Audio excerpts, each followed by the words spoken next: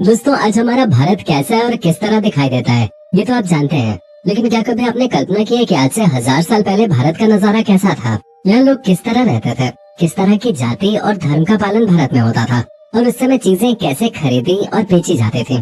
जी हाँ दोस्तों, आज जिस भारत को आप देख रहे हैं वो तो कुछ भी नहीं है, क्योंकि 1000 साल पहले भारत बहुत ही ज्यादा विशालकाय होता था। और उस समय भारत में ऐसी ऐसी चीजें हुआ करते थे जिनके बारे में सुन के आप हैरत में पड़ जाएंगे। दोस्तों, 1000 साल पहले अगर भारत के नक्शे की बात की जाए तो उसमें भारत, पाकिस्तान और बांग्लादेश ही नहीं बल्कि ईरान, अफगानिस्तान और म्यांमार जैसे देश भारत का हिस्सा हुआ करता था। लेकिन बीते 1000 साल में भारत ने कई सारे विभाजन देखे, जिसके बाद आज हम वर्तमान समय में एक मजबूत देश के रूप में दुनिया के सामने खड़े हैं। भारत न केवल क्षेत्रफल की दृष्टि से विशालकाय था, बल्कि ये पूरी तरह से समृद्ध भी था। तभी तो पहले मुगलों ने और फिर अंग्रेजों ने भारत पर कब्जा जमाया। 1000 साल पहले भारत की जनसंख्या करीब 3 से 4 करोड़ हुआ करते थे। उस समय की जनसंख्या बहुत अधिक थे, क्योंकि यूरोप और चाइना से भी ज्यादा लोग भारत में रहते थे। लगभग 1000 साल पहले भारतीय लोगों का रहन सहन और जीवन शैली बिल्कुल साधारण से थे। एक आम भारतीय अपने पूरे जीवन में मात्र 150 से 200 किलोमीटर के एरिया में ही घूम पाता था, क्योंकि उस समय यातायात के साधन न के बराबर थे। लोग या तो घोड़े से चलते थे या तो बैलगाड़ी का इस्तेमाल करते थे, और इन दोनों ही चीजों से बहुत दूर तक यात्रा करना संभव नहीं था। इसीलिए लोग अपने आसपास के इलाकों तक ही सीमित रह जाते थे, और उन्हें ये बिल्कुल भी नहीं पता था कि बाहर की दुनिया आखिर है कैसे। और प्राचीन भारत में लोगों का आसपास के इलाकों को छोड़कर दूर जाने का कोई फायदा भी नहीं था, क्योंकि उस वक्त उन्हें ऐसी किसी चीज की जरूरत भी नहीं थी। पहले के समय में लोगों का घर ज्यादातर खेती बाड़ी से चलता था, जिसके लिए जरूरत की चीजें उन्हें आसपास से ही मिल जाया करते थे।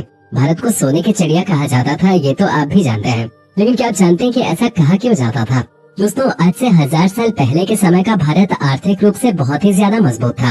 और जब जीडीपी की बात करते हैं और देखते हैं कि भारत आर्थिक मोर्चे पे चाइना से पीछे है, एक्सपोर्ट वगैरह में भी हम चाइना को पीछे नहीं छोड़ पाए हैं। लेकिन आज से 1000 साल पहले ऐसा बिल्कुल भी नहीं था। शायद आपको यकीन ना हो, लेकिन आज से 1000 साल पहले पूरी दुनिया में एक्सपोर्ट की जाने वाली चीजों में 30% गुड्स एंड सर्विसेज का एक्सपोर्ट भारत ही करता था, जबकि चाइना 25% और यूरोप 11% एक्सपोर्ट करता था।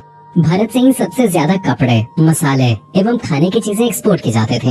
हमारा भारत मसालों के लिए विशेष रूप से फेमस था। यहाँ पर तरह तरह के मसाले मिल जाया करते थे। तभी तो यूरोप के देशों में भारत के बारे में आज भी कहा जाता है कि हम भारतीय बहुत ही ज्यादा मसालों का इस्तेमाल करते हैं। अब खुद ही देख लीजिए, जितने मसाले भारतीय व्यंजनों में पड़ते हैं उतना किसी और देश के व्यंजनों में आपको देखने को नहीं मिलेंगे, और इसीलिए लोग भारत के खाने के इतने दीवाने होते हैं। 1000 साल पहले भी बाजार हुआ करते थे, लेकिन वो आज के समय के बाजारों जितने आधुनिक नहीं थे। उसमें से बस कुछ जरूरत की चीजें ही मिल जाया करते थे। लोग अपनी खुद की दुकान भी लगाते थे, लेकिन उन दुकानों में अधिकतर कपड़े, खाने के सामान और मसाले वगैरह ही मिला करते थे। उस जमाने में मुद्रा का भी चलन था, जब लोग सामान खरीदने के बदले मुद्रा दिया करते थे। लेकिन ऐसा नहीं था कि अगर मुद्रा नहीं हो तो लोग सामान नहीं खरीद सकते हैं। लोग मुद्रा की जगह कुछ और चीज देकर भी सामान खरीद सकते थे। बस जो चीज वो दे रहे हैं वो सामान के जितनी ही कीमती होनी चाहिए। जैसे कि कपड़ों के बदले गेहूं, फल के बदले चावल वगैरह देकर भी लोग सामान खरीद लेते थे, जिसे बार्टर सिस्टम कहते हैं। उस समय न्याय व्यवस्था पंचों के हाथ में होते थे। वैसे तो हर गांव किसी न किसी राजा के अधीन होता था, लेकिन गांव की हर एक समस्या राजा तक नहीं पहुंच पाते थे, क्योंकि उसका निवारण गांव के पंचों द्वारा ही कर दिया जाता था। गांव के पंच आमतौर पे वही व्यक्ति बनते थे जिनका गांव में कुछ रुतबा होता था, और वो बाकी लोगों से थोड़ा समझदार होते थे।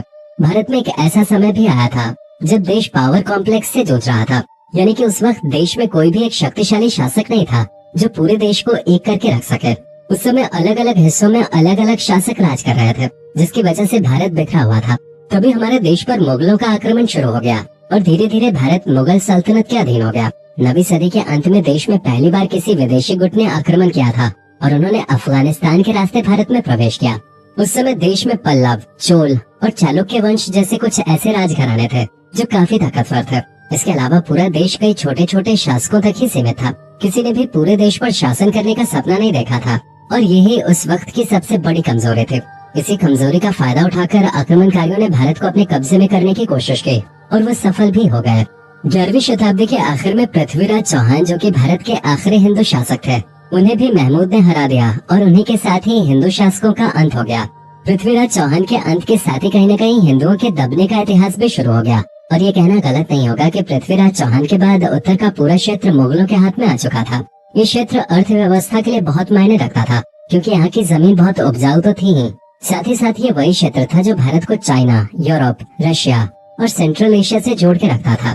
लोगों की जीवन शैली के बारे में बात करें तो उस वक्त लोग ग्रामीण जीवन जीना पसंद करते थे। इसलिए कुल आबादी के मात्र 10% लोग ही शहरों में रहते थे। बाकी के 90% लोग गाँव में रहते थे। गाँव की जीवन शैली बहुत सरल थी। अधिकतर लोग खेती पर ही निर्भर होते थे और उसी से अपना जीवन चलाते थे। लेकिन उस दौरान पानी की व्यवस्था करना बहुत जरूरी होता था। अब जिस गांव में प्राकृतिक रूप से तालाब बने हुए थे वहां पर तो कोई समस्या नहीं थी, लेकिन ऐसे गांव जहां तालाब नहीं थे वहां तालाब खुदवाए जाते थे ताकि बरसात का पानी उनमें इकट्ठा किया जा सके। खेतों की सिंचाई के लिए किसान मुख्य रूप से बरसात के पानी पर ही निर्भर रहते थे। हर गाँव अपने आप में बहुत खास होता था। उस समय में शायद ही ऐसा कोई गाँव होगा जहाँ पर कोई मंदिर ना हो। गाँव में एक आम मंदिर होने के साथ साथ कुलदेवी का मंदिर भी हुआ करता था, जिसके बारे में लोग मानते थे कि वो गांव की देवी हैं। इसलिए कोई भी शुभ कार्य करने से पहले कुलदेवी की पूजा की जाती थी। और ये सब कुछ भारत में मुगलों के शासन से पहले होता था, जहाँ लोग बहुत ही शांति से अपनी जिंदगी जीते थे। उस समय व्यापार के ज्यादा साधन नहीं होते थे, लोग कृषि पर ही निर्भर रहते थे। इसलिए अक्सर लोग अपने व्यापार को परंपरागत तरीके से आगे बढ़ाते थे। जैसे कि अगर कोई कारीगर है तो वो अपने बच्चों को कारीगरी सिखाता था, अगर कोई चित्रकार है तो वो अपने बच्चे को चित्रकारी सिखाता था। उस समय की शिक्षा व्यवस्था भी गुरुओं के माध्यम से ही संचालित होते थे, जहाँ गुरुकुल में विद्यार्थी पढ़ने के लिए जाते थे और अलग अलग विषयों पर शिक्षा अर्जित करते थे। इतना ही नहीं, विद्यार्थी न केवल अपने देश के लिए बल्कि कई अलग अलग देशों से भारत में शिक्षा लेने के लिए आया करते थे, क्योंकि भारत की शिक्षा व्यवस्था शुरुआत से ही बहुत ज्यादा मजबूत और अच्छी थे। शादी विवाह की बात करें तो आज की तरह ही उस वक्त भी शादी की परंपरा को बहुत ही धूमधाम से मनाया जाता था। हर गांव का ये रिवाज था कि एक ही गांव में एक ही गोत्र में दो लोगों की शादी नहीं होगी और इसीलिए हर किसी की शादी किसी दूसरे गांव में और किसी दूसरे गोत्र में कराए जाते थे। 1000 साल पहले शादी का कार्यक्रम 1 या 2 दिन में समाप्त नहीं होता था, बल्कि उस समय की शादियां 7 से 10 दिनों तक चलते थे। बारात का आना और उनकी मेजबानी करने में ही 4 से 5 दिन लग जाया करते थे। आज की तरह ऐसा नहीं था कि जिसके घर में शादी है बस उसी के लिए उत्सव हो। उस समय किसी की भी शादी होने पर पूरा गांव बहुत ही ज्यादा उत्साहित होता था, मानो उन्हीं के घर बारात आ रहे हो और उनके ही पुत्र पुत्री की शादी होने वाले हो। उस दौर में शादी का खर्च एक इंसान पे नहीं होता था, पूरा गांव मिलकर शादी के खर्च को बांट लेता था। इसलिए पहले के समय में शादियों को बोझ नहीं बल्कि एक त्योहार की तरह मनाया जाता था। उस समय कारखाने वगैरह नहीं हुआ करते थे। यही वजह है कि 1000 साल पहले के लोगों को वायु प्रदूषण के बारे में कुछ भी मालूम नहीं था। लेकिन हाँ, उस वक्त भी चुनौतियाँ थी। ऐसा नहीं कि लोगों की जिंदगी बहुत आसान थे, लोग कई सारी चुनौतियों से जूझ रहे थे, जैसे कि बिजली का ना होना, सभी कामों को अपने हाथों से करना। ये सारी चीजें उस दौर में लोगों को करनी पड़ती थी, लेकिन ये सारी चीजें लोगों को चुभती नहीं थी, बल्कि वो इतनी खुली मानसिकता के साथ जीते थे कि उन्हें अपना जीवन बहुत ही बेहतरीन लगता था। उस वक्त कोई भी इंसान ये नहीं कहता था कि मैं दुखी हूँ। लोग हमेशा अपनी स्थिति को बेहतर समझकर आगे बढ़ते थे और आज ये चीज पूरी तरह से खत्म हो गई है। लोगों के पास लाख सुख सुविधाएं क्यों ना हो, वो दुखी ही रहते हैं। जबकि 1000 साल पहले लोगों को पता था कि किसी भी चीज का विलाप करने से कुछ नहीं मिलेगा।